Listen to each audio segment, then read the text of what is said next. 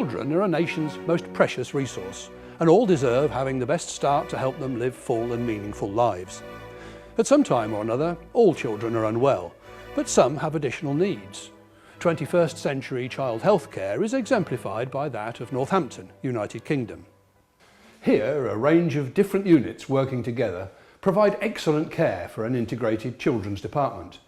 For children with more complex needs, other provisions such as educational support also has an important role. Until recently, historians of paediatrics have generally assumed that paediatrics as a specialised branch of medicine had no real existence before the middle of the 19th century. Of course, this is only true if we equate paediatrics here with specialised children's hospitals and with professional organisations. But it's clear from earlier surviving archival records, such as those held at Northampton, that hospital paediatrics has a much longer history, and that hospital child health care was occurring, and in large numbers. Reconstructing the history of what might be called paediatrics before paediatricians is what this brief film will demonstrate. The archive at Northampton General Hospital allows us to reconstruct the 18th century child inpatient and outpatient journey. On the opening day of the infirmary on March the 29th, 1744, the first patient was a child, Thomasin Grace. She was 13 years old and had scald head.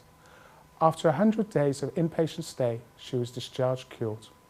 The original infirmary building was a rented house in George Row, adjacent to the county jail. Reverend Malcolm Deacon gives the background. From 1720, voluntary infirmaries began to be established to care for a neglected section of the population. For Northampton, the principal mover was the Reverend Dr. Philip Doddridge, who had seen many die in the town's smallpox epidemic of 1740. In 1743, he led the way at Castle Hill Church with an inspiring sermon which was published and widely circulated.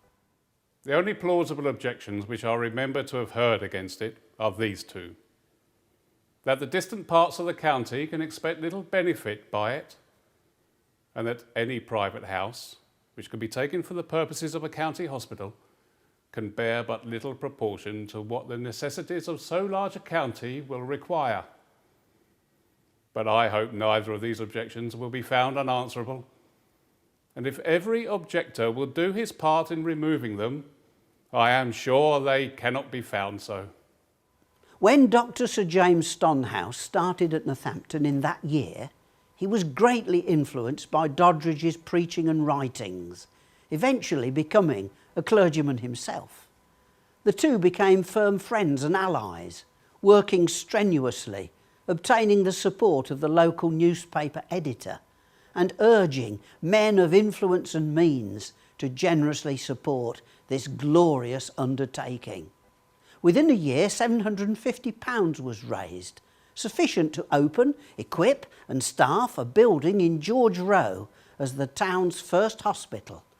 It was formally opened on the 29th of March, 1744.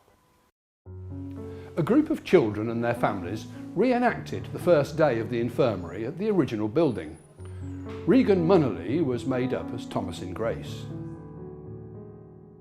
When the Northampton General Infirmary first opened, it had 30 beds. However, in spite of several extensions, the building was just not big enough to meet the demand. The infirmary moved to new purpose-built premises in 1793.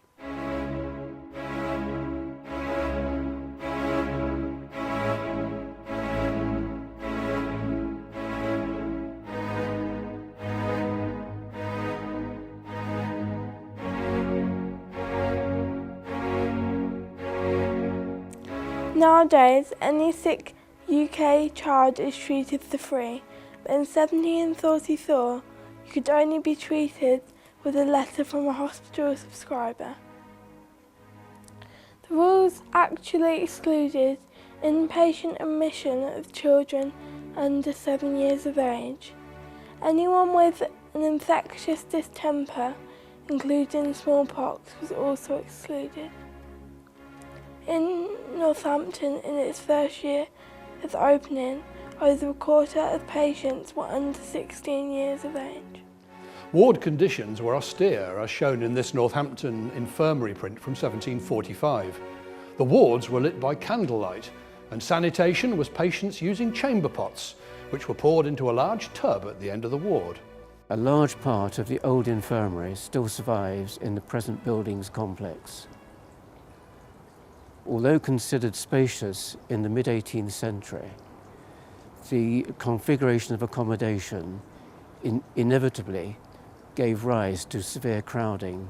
The main staircase also was problematic insofar as it gave access to the wards on the first and second floor levels. Also, people with infirmity were also found it very difficult to use that staircase. The patient experience was very different then. Patients were expected to help with the general ward duties, such as cleaning and washing. They were also strongly encouraged to teach reading and writing to those who could not. There were daily religious readings too. Failure to behave properly would mean discharge and never, under any circumstances, being seen again by the infirmary. The first matron was Mrs. Esther White, paid £10 a year. And yes, she really did have absolute authority. Nowadays, the press has a field day concerning hospital food.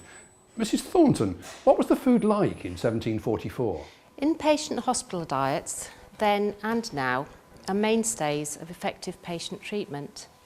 In the mid-18th century, there were 4 prescribed diets at Northampton: full, milk, dry and low.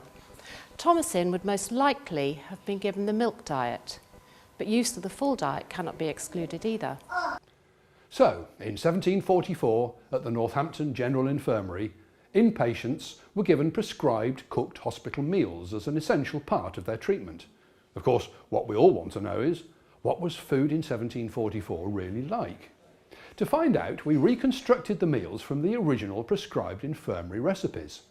Some Northampton children volunteered to try out these different hospital diets. Let's hear what they have to say.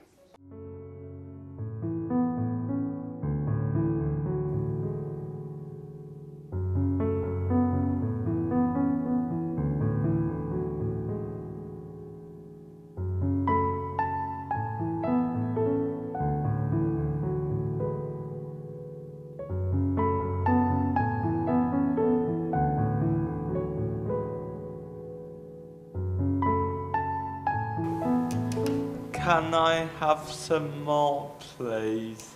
Don't be greedy, Tom. I want some too. It is not added and my mum put in. Yes, Mason, Mum's is definitely the best. It's not that bad. I like it too. I don't want this every day. Speak for yourself.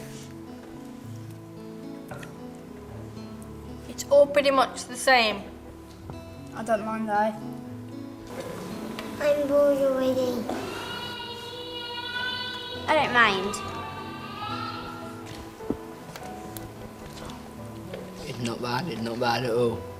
You need to eat good food every day. When I grow up, my children will eat good food.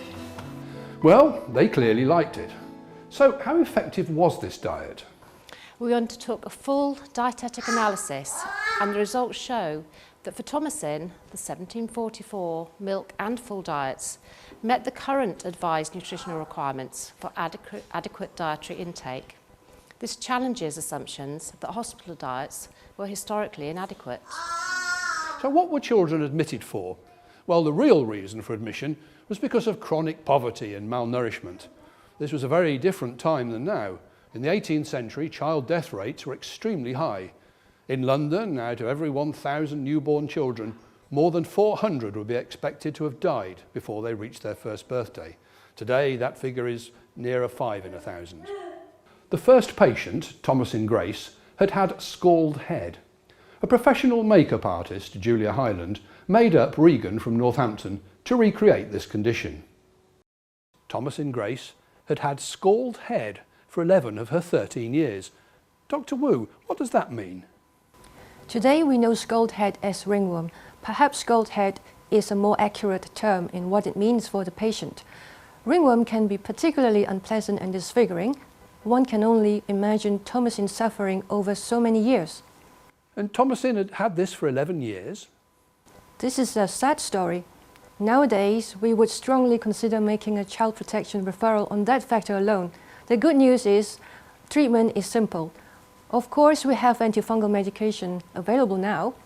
However, as always, cleanliness and a good balanced diet with nutrients and vitamins are essential to recovery, particularly when the patient has chronic nutritional deficiency.